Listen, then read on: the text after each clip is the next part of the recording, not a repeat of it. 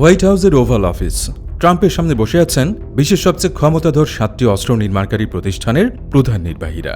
সময়টা এমন এক মুহূর্তের যখন মধ্যপ্রাচ্যের আকাশে নতুন করে বেজে উঠেছে যুদ্ধের দামামা। আর এই যুদ্ধের একেবারে কেন্দ্রবিন্দুতে রয়েছে ইরান। রুদ্ধদ্বারী বৈঠকে উপস্থিত ছিলেন আরটিএক্স, সাবেক Raytheon, Lockheed Martin, Boeing, নর্থ্রপ Grumman, BAE systems, L3 Harris missile solutions এবং হানিওয়েল অ্যারোস্পেসের মতো জায়ান্ট কোম্পানিগুলোর কর্ণধাররা। এই বৈঠক শেষে ট্রাম্প ঘোষণা দেন এই কোম্পানিগুলো তাদের এক্সকুইজিট ক্লাস বা অত্যাধুনিক সমরাস্ত্রের উৎপাদন 4 গুণ বাড়াতে সম্মত হয়েছে। যুদ্ধ মানে ধ্বংস, মৃত্যু আর হাহাকার, কিন্তু ধ্বংসস্তূপের আড়ালে রচিত হয় আরেক শ্রেণীর মানুষের ফুলে ফেপে ওঠার গল্প। এই অস্ত্র কোম্পানিগুলোর কাছে জমে থাকা অর্ডারের ব্যাকলগ এমন এক অভাবনীয় পর্যায়ে পৌঁছেছে যা বিশ্বের অনেক দেশের মোট দেশজ উৎপাদন বা জিডিপিকেও অনায়াসে হার মানায়। একদিকে যখন মার্কিন যুক্তরাষ্ট্র ইরানের বিরুদ্ধে বিলিয়ন বিলিয়ন ডলারের অস্ত্র ব্যবহার করছে, ঠিক তখনই হু হু করে বাড়ছে অস্ত্র নির্মাতাদের শেয়ারের দাম। এই সামরিক আগ্রাসনে যুদ্ধ এখন আর কেবল ভূখণ্ডের দখল বা মতাদর্শের লড়াই নয়, এটি পরিণত হয়েছে বিশ্বের অন্যতম লাভজনক এক ব্যবসায়। কিন্তু ঠিক কোন কোন অস্ত্র ব্যবহার করে ইরানের বুকে এই হামলা চালানো হচ্ছে, আর কোন কোন মার্কিন এবং ইসরায়েলি ডিফেন্স কোম্পানি এই যুদ্ধ থেকে নিজেদের পকেট ভারী করছে, এসব প্রশ্নের উত্তর জানার চেষ্টা করব আদ্যপান্তর আজকের পর্বে।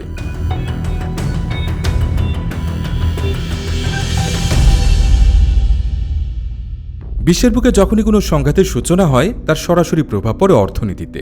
আর এই যুদ্ধের অর্থনীতির মূল চালিকা শক্তি হল মিলিটারি ইন্ডাস্ট্রিয়াল কমপ্লেক্স। এটি এমন এক চক্র যেখানে সরকার, সামরিক বাহিনী এবং অস্ত্র নির্মাণকারী প্রতিষ্ঠানগুলো একে অপরের সাথে ওতপ্রোতভাবে জড়িয়ে থাকে। Stockholm international piece research institute বা সিপ্রিয়ের 2024 সালের তথ্য অনুযায়ী বৈশ্বিক অস্ত্র বাজারের সিংহভাগে নিয়ন্ত্রণ করছে যুক্তরাষ্ট্র। 2025 সাল নাগাদ মার্কিন যুক্তরাষ্ট্রের সামরিক ব্যয় প্রায় $1 ট্রিলিয়ন পৌঁছাবে বলে ধারণা করা হয়েছিল, যা আধুনিক বিশ্বের ইতিহাসে এক নজিরবিহীন ঘটনা। শুধু তাই নয়, প্রেসিডেন্ট ট্রাম্প এই বিশাল বাজেটকে 2027 সালের মধ্যে $1.5 ট্রিলিয়ন উন্নীত করার লক্ষ্য নির্ধারণ করেছেন। সিপ্রিয়ার পরিসংখ্যান বলছে 2024 সালে বৈশ্বিক সামরিক ব্যয়ের 37% করেছে যুক্তরাষ্ট্র, যার পরিমাণ ছিল $997 বিলিয়ন। অস্ত্র বিক্রি এবং সামরিক সেবার মাধ্যমে বিশ্বের শীর্ষ 100টি ডিফেন্স কোম্পানি 2024 সালে রেকর্ড $679 বিলিয়ন আয় করেছে। এর মধ্যে শুধুমাত্র মার্কিন প্রতিষ্ঠানগুলোর আয় ছিল $334 বিলিয়ন, যা শীর্ষ 100টি কোম্পানির মোট আয়ের প্রায় অর্ধেক। ইরান যুদ্ধ শুরু হওয়ার পর থেকে এই কোম্পানিগুলোর মুনাফা যেন আকাশ ছুঁতে চাইছে। গত এক সপ্তাহে মার্কিন শেয়ার বাজারে প্রধান অস্ত্র উৎপাদনকারী প্রতিষ্ঠানগুলোর শেয়ারের দাম রকেটের গতিতে ঊর্ধ্বমুখী হয়েছে। নর্থ্রপ গ্রুম্যানের শেয়ারের দাম বেড়েছে 5%, আরটিএক্স এর 4.5% এবং লকহিড মার্টিনের 3%। যুদ্ধ যত দীর্ঘায়িত হচ্ছে, এই কোম্পানিগুলোর মুনাফার পারদও তত উপরে উঠছে। কারণ রণক্ষেত্রে প্রতিটি মিসাইল বা বোমা ছোড়ার অর্থ হল সামরিক অস্ত্রাগার শূন্য হচ্ছে এবং সেগুলো পুনরায় পূরণ করার জন্য $বিলিয়ন নতুন সামরিক চুক্তি স্বাক্ষরিত হচ্ছে।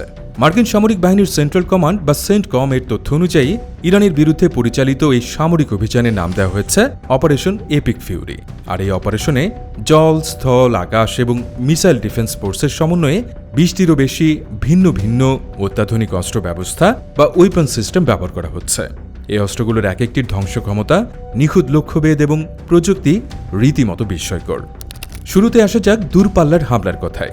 গত 3 দশক ধরে পেন্টাগনের দীর্ঘ পাল্লার হামলার অন্যতম প্রধান হাতিয়ার হল টমাহক মিসাইল। সাবসনিক গতিতে ছুটে চলা এই মিসাইলগুলোর রাডার ফাঁকি দেওয়ার এক দারুণ কৌশল রয়েছে। এগুলো ভূপৃষ্ঠের খুব কাছাকাছি নিচু উচ্চতা দিয়ে উড়ে যায়, ফলে সাধারণ রাডারে এদের ধরা পড়া প্রায় অসম্ভব। আরব সাগরে অবস্থানরত আর্লে বার্গ ক্লাস ডেস্ট্রয়ারগুলো থেকে এই টমাহক মিসাইলগুলো ছোড়া হচ্ছে, যার প্রতিটি ডেস্ট্রয়ারে 90টিরও বেশি টমাহক বহন করার সক্ষমতা রয়েছে। স্থলভাগে নিজেদের সক্ষমতা জানান দিতে মরুভূমিতে থাকা M142 হিমার্স সিস্টেম থেকে প্রথমবারের মতো ইরানের লক্ষ্যবস্তুতে প্রিসিশন স্ট্রাইক মিসাইল বা PRSM ছুড়েছে মার্কিন বাহিনী। এই শর্ট রেঞ্জ ব্যালিস্টিক মিসাইলগুলো 400 কিলোমিটার বা 250 মাইল দূরের লক্ষ্যবস্তুতে নিখুঁতভাবে আঘাত হানতে সক্ষম। অন্যদিকে আক্রমণাত্মক কৌশলের পাশাপাশি নিজেদের আকাশ সীমা এবং মিত্রদের সুরক্ষিত রাখতে মার্কিন বাহিনী প্যাট্রিয়ট মিসাইল ব্যাটারি এবং থার্ড বা terminal high altitude area defence system মোতায়েন করেছে। প্যাট্রিয়ট সিস্টেমগুলো মূলত স্বল্প পাল্লার ক্রুজ মিসাইল এবং নিচু দিয়ে আসা হুমকিগুলো প্রতিহত করে। অন্যদিকে থার্ড সিস্টেম অনেক বেশি উচ্চতায় থাকা ব্যালিস্টিক মিসাইলগুলোকে তাদের ডিসেন্ট ফেজ বা পতনের শেষ ধাপে নিখুঁতভাবে ধ্বংস করে দিতে পারে। আধুনিক যুদ্ধে প্রযুক্তির চেয়েও বেশি প্রয়োজন হয়ে পড়েছে কস্ট এফেক্টিভ বা সাশ্রয়ী কৌশল। এই যুদ্ধে ড্রোন প্রযুক্তিতে একটি বড় ধরনের পরিবর্তন দেখা গেছে। লুকাস বা low cost uncrewed combat attack system নামের একটি ওয়ান ওয়ে অ্যাটাক বা সুইসাইড ড্রোনের অভিষেক হয়েছে এই হামলায়, যা মূলত ইরানি নিজস্ব শাহেদ ড্রোনের আদলে তৈরি।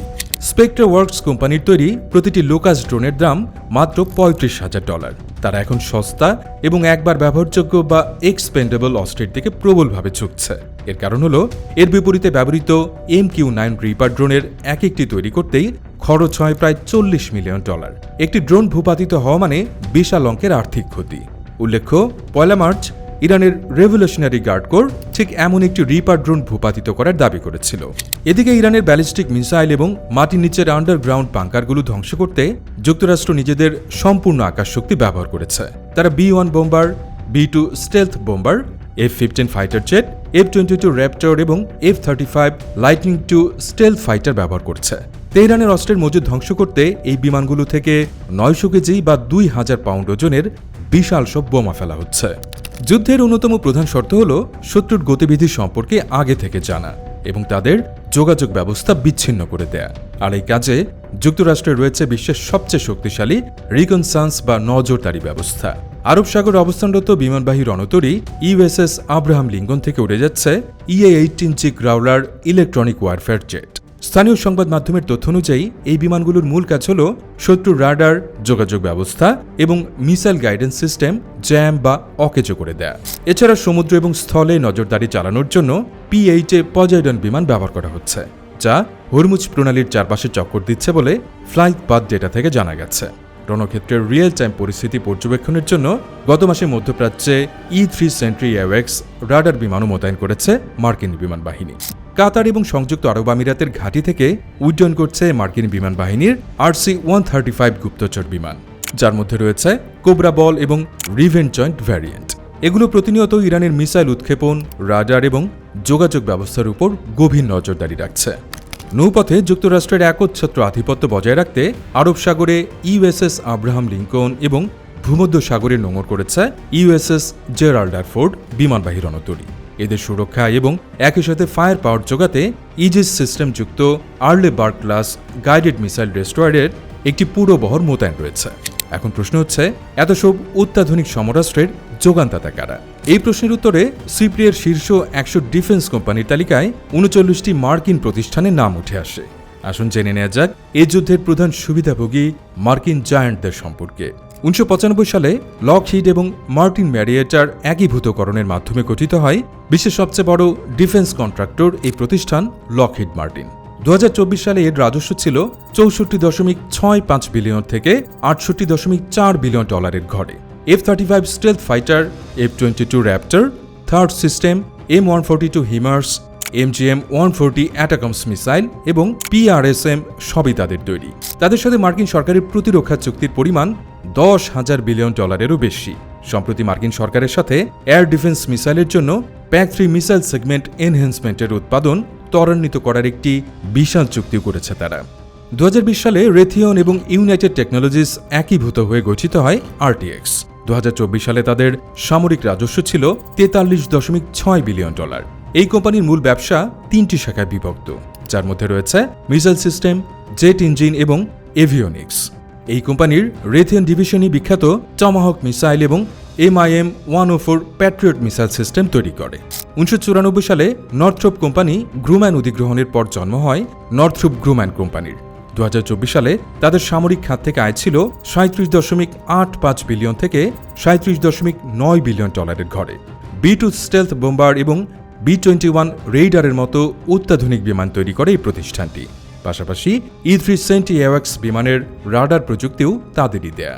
1916 সালে প্রতিষ্ঠিত বোয়িং কোম্পানির সিংহভাগে আয় আসে কমার্শিয়াল এয়ারক্রাফট, স্পেস সিস্টেম এবং সামরিক খাত থেকে। তারা B-1 bomber, F-15, EA-18G গ্রাউলার, P-8 পজাইডন এবং RC-135 তৈরি করে। উল্লেখ্য L3 হ্যারিস টেকনোলজিস এই বিমানগুলোতে প্রয়োজনীয় মডিফিকেশন যুক্ত করে। 2024 সালে ডিফেন্স খাত থেকে বোয়িংয়ের আয় ছিল $30.55 বিলিয়ন থেকে $30.6 বিলিয়ন। এদিকে পারমাণবিক সাবমেরিন, ব্যাটল ট্যাঙ্ক, সাঁজোয়া যান এবং গালফ স্ট্রিম বিজনেস জেট তৈরি করে জেনারেল ডাইনামিক্স। 2024 সালে এই কোম্পানিটির ডিফেন্স রাজস্ব ছিল $33.6 বিলিয়ন। এর বাইরে স্পেকট্রা ওয়ার্কস তৈরি করছে নতুন আসা লুকাস সুইসাইড ড্রোন।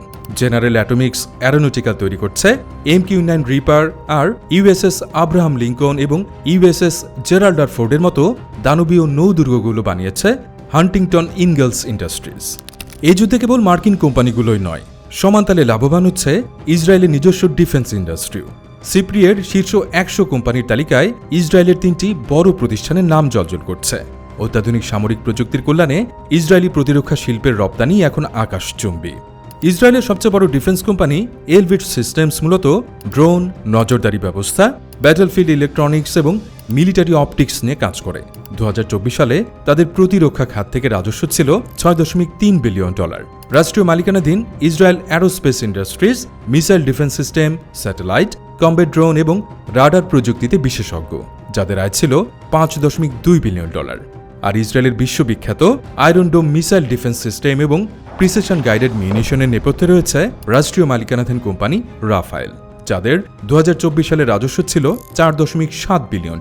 পুরো বিশ্বের সামরিক চিত্র পাল্টে যাওয়ার এই ডমিনো এফেক্ট শেয়ার বাজারেও দারুণভাবে দৃশ্যমান। সিপ্রিয়ের মতে 2024 সালে বিশ্বব্যাপী প্রতিরক্ষা ব্যয় 9.4% বেড়ে $2.7 ট্রিলিয়ন পৌঁছেছে। এর পাশাপাশি নেটো সদস্যরা 2035 সালের মধ্যে তাদের বার্ষিক প্রতিরক্ষা বাজেট জিডিপির 2% থেকে 5% উন্নীত করার প্রতিশ্রুতি দিয়েছে, যা বাজারে বছরে আরও শত বিলিয়ন ডলার যোগ করবে। ইউক্রেন এবং মধ্যপ্রাচ্যের এই দীর্ঘস্থায়ী সংঘাতের কারণে অস্ত্রের মজুদ খুব দ্রুত ফুরিয়ে যাচ্ছে, আর এই শূন্যস্থান পূরণের জন্য প্রধান অস্ত্র ঠিকাদাররা বিলিয়ন ডলারের নতুন অর্ডারে বিনিয়োগ করছে। এর সরাসরি প্রভাব পড়েছে তাদের শেয়ারের দামে। 2023 সালের মার্চ থেকে 2026 সালের মার্চ পর্যন্ত বড় মার্কিন ডিফেন্স কন্ট্রাক্টরগুলোর শেয়ারের দাম অবিশ্বাস্য হারে বেড়েছে। এর মধ্যে সবচেয়ে বড় লাভ দিয়েছে RTX, যাদের শেয়ারের দাম বেড়েছে 110%। এরপর রয়েছে নর্থ্রপ Grumman 60%, general dynamics 57%, Lockheed Martin 37% এবং বোয়িং 5% প্রবৃদ্ধি অর্জন করেছে। যুদ্ধ সাধারণ মানুষের কাছে বিভীষিকা হলেও মিলিটারি ইন্ডাস্ট্রিয়াল কমপ্লেক্সের কাছে এটি নিছকে একটি ব্যালেন্স শিটের অঙ্ক। যতক্ষণ যুদ্ধ চলবে, মিসাইল ছুটতে হবে আর বোমা ফাটবে, ততক্ষণ এই কর্পোরেট জায়ান্টদের ব্যাংক অ্যাকাউন্টও ফুলে ফেপে উঠতে থাকবে।